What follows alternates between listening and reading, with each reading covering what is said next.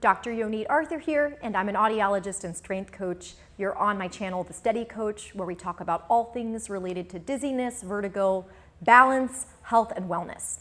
Today we're going to be addressing some questions I've been getting from you guys about what kinds of things you should be including in your exercise routine. I know we've been focusing a lot recently on the mind-body components of healing from dizziness, so today we're going to be focusing a little bit more on the physical components. So today's topic is the best things that you're not doing in your recovery routine for Menieres, vestibular migraines, and chronic dizziness. So if you have any of these conditions, and I know that that's a pretty wide array of possible conditions, you are watching these videos because you've already done a lot of the things that you can, that people have told you to do to heal your dizziness. You may have already gone through vestibular rehabilitation therapy. If you have Menieres disease, you may have already cut salt or taken medications. If you have vestibular migraines, you may have already cut out any trigger foods or dehydration or fatigue or other issues that seem to trigger your migraines. And you may also be taking medication for your migraines. You've already made whatever lifestyle adjustments you can, plus you've seen probably several medical professionals as well as possibly some physical therapists. So what should you be working on now? You know my answer is going to be you should be exercising, but I'm going to make a strong case for that, and then I'm going to explain a few new components that you should be putting into your exercise program, and I'll have a little exercise routine for you guys at the end. So let's back up for a second and talk about what vestibular therapy is and what it isn't. So if you've gone through vestibular rehabilitation therapy and your dizziness symptoms have been resolved or partly resolved, that is fantastic. That's exactly what vestibular rehabilitation therapy is designed to do. It's designed to get you through your activities of daily living, and we'll talk about what those are in a moment, without having symptoms of dizziness or while being able to manage your symptoms of dizziness. And that is a great goal. Activities of daily living are things you have to do all the time. You have to be able to brush your hair and brush your teeth. You need to be able to prepare food for yourself and maybe for your family. You may have to take care of small children or a husband or wife. You may have to tie your shoes. These are all things you have to be able to do without putting yourself at risk of falling or having major attacks of symptoms. So vestibular rehabilitation therapy will get you to those goals. But most of the people that I see who have chronic dizziness, vestibular migraines, and Menieres, that's not the lifestyle change that they're looking for. What about playing golf or playing tennis? What about picking up a grandkid who's running at you? What about playing with the ball with your dog? Or what about being able to get up quickly if you fall? Or being able to avoid a fall if you stumble on something and you're on your way down? What do you do then? So vestibular rehabilitation therapy isn't designed to address these goals, although I'm sure there are great therapists out there who are working on these goals with you. So I want to talk to you a little bit more about what those goals should be, your new goals should be, or your additional goals should be, in addition to being able to do activities of daily living without dizziness. And ultimately, it all boils down to one word, and that word is resilience. You should be able to manage whatever life throws at you and be able to live more of the life you want, be able to do more strenuous things, more demanding things without your symptoms holding you back.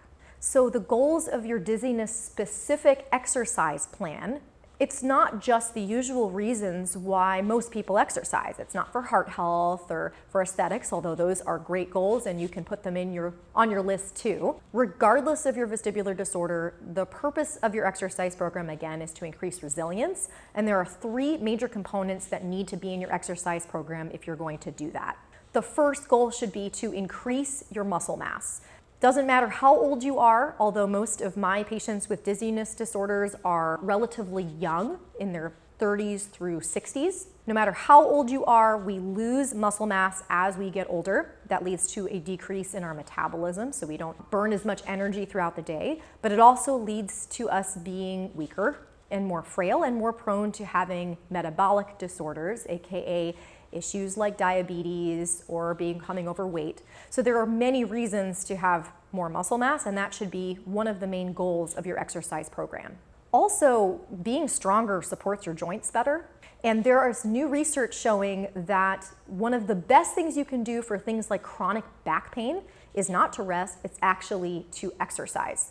So it has all sorts of benefits in terms of keeping you resilient, which is our key word here, and out of pain, and having a longer health span. So lifespan refers to how long you live, but health span refers to how long you can do all the things that you want to do and still be healthy. And that is very much dependent on how much muscle mass you have. The second purpose of your exercise program should be to increase power, being able to do things explosively or quickly. So we all know that muscle mass tends to decrease as we get older. But did you know that your ability to produce power, aka to move explosively and quickly, that declines at double the rate of just muscle mass decline as you get older? So in other words, you're losing power way faster than you're losing muscle mass if you are not specifically training those kinds of movements. Now, you may say, I'm not an Olympic athlete, what do I need to be able to be powerful for? Well, life happens at the speed of power, especially protecting yourself from falls. If you stumble over something and you have to really quick catch yourself, that didn't happen at the speed of a bicep curl, that happened at the speed of a jump.